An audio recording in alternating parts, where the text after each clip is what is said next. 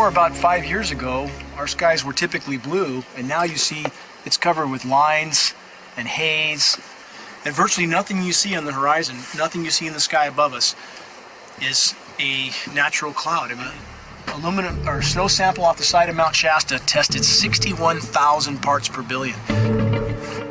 This is just ordinary snow water, and people are drinking this stuff when they're hiking on the mountain. And remember, government action is required at 1,000. This is 61 times over the government limit, and our hikers are drinking this poisonous water on Mount Shasta Mountain itself. God. Barium, 83. Strontium, 383.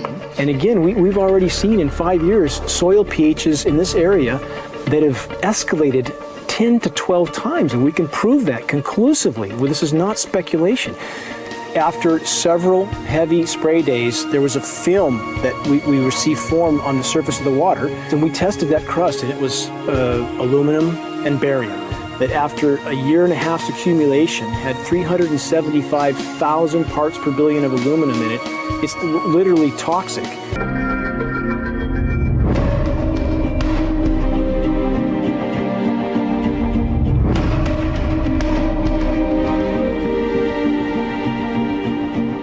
You no longer live in a world of blue skies and natural weather.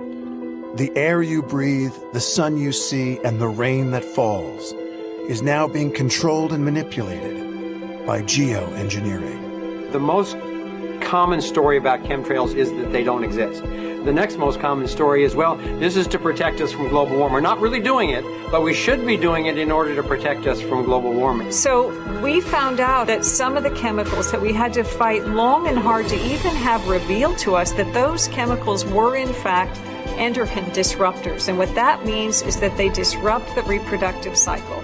And at the same time, we see human fertility going down. I know all kinds of young women having trouble getting pregnant. With regard to the aerosol schemes and the geoengineering that's going in the sky, we have no choice. We all breathe. We breathe every day. We take 16 breaths a minute. And as a result, what's being sprayed, we are inhaling. It's going through our bloodstream, and it's embedding itself in tissues. These type of particles can cause things like Alzheimer's, autism, and cancer. With the chemtrails, they're spraying at 30,000 feet, and they're pretty much spraying the entire globe. After nuclear radiation, it's the second most dangerous thing, I think, going on the planet, in history. I'm completely confident that we can stop chemtrails. It is an issue of getting educated, organized, and spreading the information out there so that people will get engaged.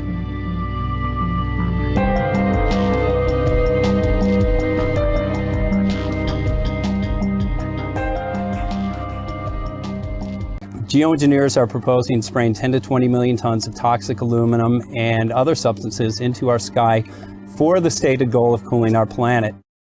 It seems to be an industry that's being built up to milk the taxpayers by undergoing some kind of a giant global spraying program to make all kinds of money on the project, and they don't seem to care really what effect it has. They're not trying to experiment to see if humans can survive it or anything like that. They just want to get this stuff up. And then we discover, as we're going further down the line, that there are companies generating genetically modified organisms, or seeds, modified seed crops they're being engineered to resist the aluminum in the soil. And a lot of crops won't grow in that. And so now, after they've messed up the soil, all the farmers were going to have to go back and buy seeds that have been genetically engineered to resist the aluminum that have been put into the soil. And all of a sudden, mankind is completely dependent upon these companies like Monsanto and other giant agricultural firms. You can't even grow natural seeds anymore. In the years that I have been a medical research journalist, I have looked at many, many things, and I found the same three issues in whatever I'm looking at. And that is that we are being dumbed down, we are being made sicker, and we are being made infertile.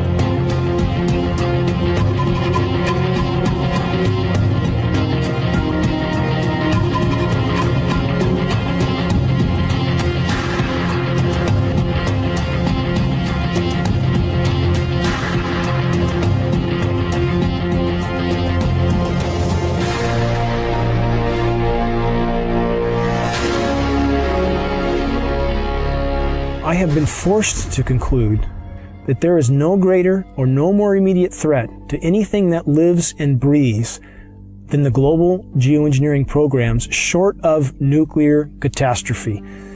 The amount of lost sunshine hitting the planet right now is beyond belief. If people look up the term global dimming, they will see that fully 20% of the sun's rays that reached the planet several decades ago are no longer reaching the planet.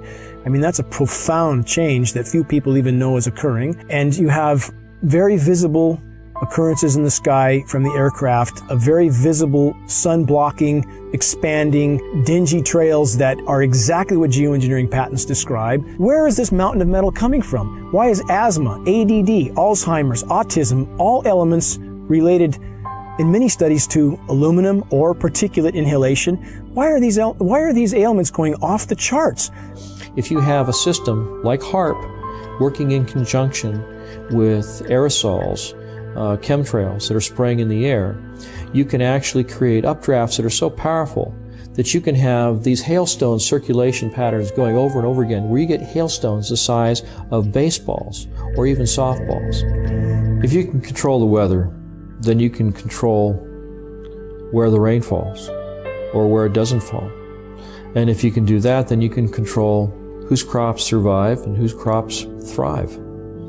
There's lots of different ways that you can do it. Tornadoes rip up an entire town, like Joplin, Missouri, I think it was. If you look back at the tapes of those weather systems, and you look 5 days prior to that, you'll see that in those days preceding those events, there was all kinds of aerosols being sprayed all along the California coastline, where the moisture for those storms came from, where those storm systems originated. It's insidious. Corn is the main crop, and Monsanto leads in with corn products before it does anything else. So what we have is Monsanto leading in with a drought-resistant corn and an abiotic stress-resistant corn. The drought and the flooding, it's all the same patent. Monsanto has a patent for abiotic stress. Abiotic stress is the drought, it's the flooding, it's the excess soil, it's anything that's going to stress a plant. So when all of this weather comes and wipes you out, or you have a drought problem, drought, we've got the seed for you. Here's our drought-tolerant corn just for you, and it'll solve your problems. Oh, by the way, you have to sign this agreement, this 40-page agreement, so that when you go ahead and plant these seeds, you now belong to Monsanto. Just by definition, the geoengineering programs are a direct assault on the most elemental aspects of nature. If such a contamination is present, shouldn't we investigate? Shouldn't local agencies investigate, which they have patently refused to do? If geoengineering continues and the weather manipulation continues and genetic modification continues overtaking, we're going to lose our ability to grow good, nutritious food. We are going to lose our ability to thrive. Shredded ozone layer, global drought, toxified soils, poisoned populations. Don't these issues matter? I address this in faith. Faith believing that we collectively, as human beings, as humanity, have the power and the ability to stop these damaging programs.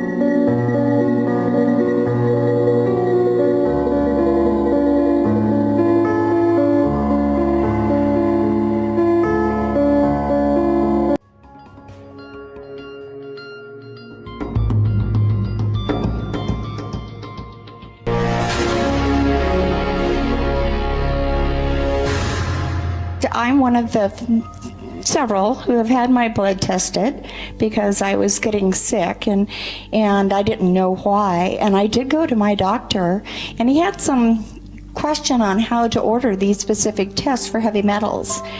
And when the results came back and they were really out of line, he said he had never seen anything like it in his life, and he didn't have a clue what to do about it.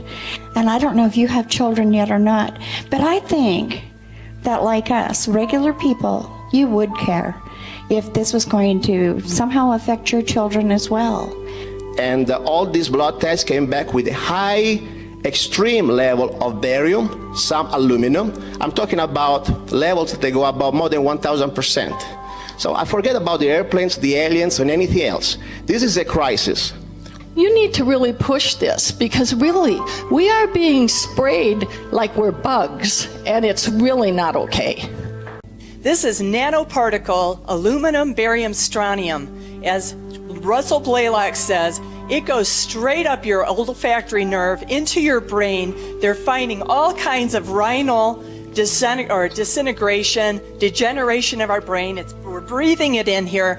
It's an irritant. The Navy has done, and the Air Force has done, nanoparticle exposure levels on rats. It causes pulmonary fibrosis, macrophage, inflammatory processes in our bodies. You're smirking the whole time here, telling us and just stonewalling us this entire time, saying you can't do anything.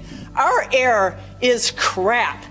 You know, it was clear 5 years ago. Now it's a constant haze. We're breathing in this every single breath we take, all year long, all night long. This stuff is so small it cannot be filtered out of HEPA filters, because we're a couple of orders of magnitude smaller than a HEPA filter. It's like I am so angry. I'm a chiropractor. My job is trying to take care of people, and we're being sprayed to death, and you're just doing nothing about it.